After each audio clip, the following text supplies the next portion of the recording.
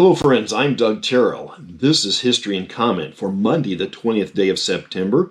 Hopefully you had a fun weekend, and certainly fall is in the air.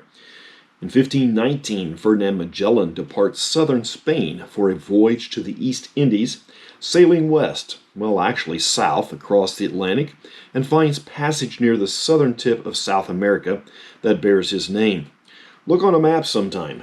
South America is almost fully east of North America, and the Strait of Magellan is farther south than Nome, Alaska is north. The Delaware Indians agreed to terms of a land trade in 1737. Then the Penn colonists snooker them a bit in the way the boundary is drawn. The subject will be brought up in court in 2004 and gets as far as the Supreme Court, who refuses to hear the case. James Dewar is born in Scotland in 1842. Dewar will develop the vacuum flask that bears his name. Most of his work will be in gas liquefaction, compressing and cooling elements that are normally gas into their liquid and solid states.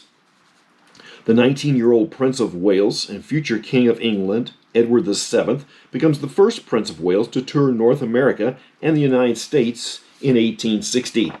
Edward's story sounds a lot like the present Prince of Wales. He spent most of his life as prince with little political influence. Chester Arthur becomes the 24th president in 1881 upon the death of President Garfield.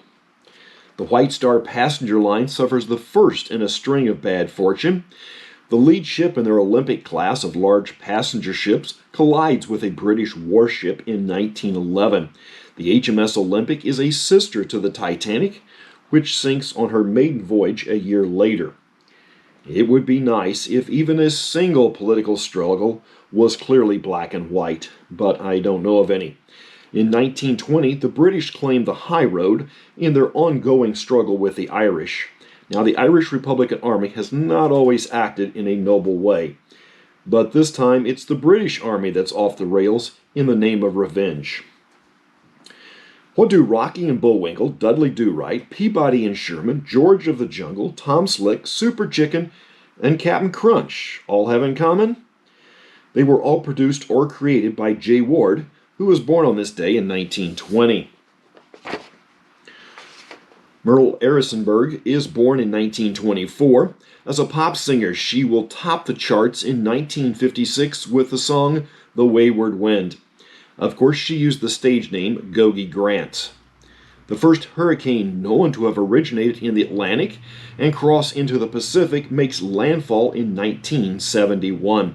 Named Hurricane Irene in the Atlantic and Olivia in the Pacific, the storm crosses Central America over Nicaragua. And that's History and Comments for the 20th day of September. I'm Doug Terrell. Now go and do something worth remembering.